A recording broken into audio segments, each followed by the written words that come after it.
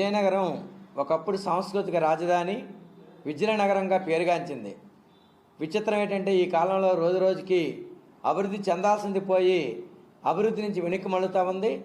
విద్యలో B Ed college ఎత్తేసారు, అలాగే women's college ఎత్తేసారు, లా కళాశాల ఎత్తేసారు, ఆంధ్ర యూనివర్సిటీ సెంటర్ కూడా ఎత్తేసారు. ఈరోజు విద్యా రంగంలో రోజు రోజుకి దిగజారిపోవడమే కాకుండా పోరాట సాధించుకున్న డిగ్రీ కళాశాలకి సొంత బిల్డింగ్ లేకుండా చేశారు.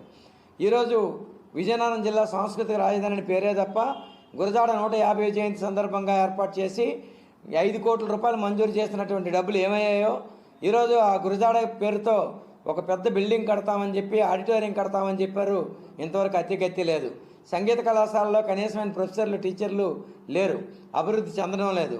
అందుకని సాంస్కృతిక రాజధాని పేరే తప్ప సాంస్కృతికంగా అభివృద్ధి చెందే పరిస్థితి కనపడడం లేదు. మరొకవైపు ఉపాధి ప్రధానంగా జూట్ మిల్లుల్లో వేలాది మందికి ఉపాధి ఉండేది. ఈరోజు జూట్ మిల్లుల్లో ఉపాధి పోయింది. మిల్లులు మూసేశారు, పంచదార మిల్లులు మూసేశారు, ఫెర్రోయాలైస్, మైలాను అనేక రకాలైనటువంటి కంపెనీలు అభివృద్ధి అవ్వడానికి అవకాశం ఉన్నా ఈరోజు వాటిని అభివృద్ధి చేయడం లేదు. ఈరోజు ఏవైనా అభివృద్ధి అవుతుంది, విజయనగరంలో కాస్త జనం కనబడుతున్నారంటే అది కేవలంగా మైలాను, రెడ్డీస్ లాంటి ఏవైతే ఇండస్ట్రీస్ ఉన్నాయో అవి శ్రీకాకుళం జిల్లాలో ఉన్న ఇండస్ట్రీసు.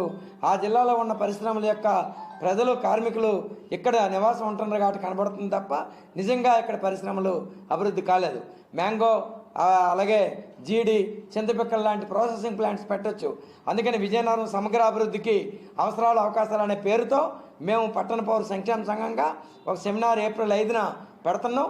దానికి ప్రముఖ ఆచార్యులు, ద్రవిడ యూనివర్సిటీ మాజీ వైస్ ఛాన్సలర్ కెఎస్ చలం గారు హాజరవుతున్నారు.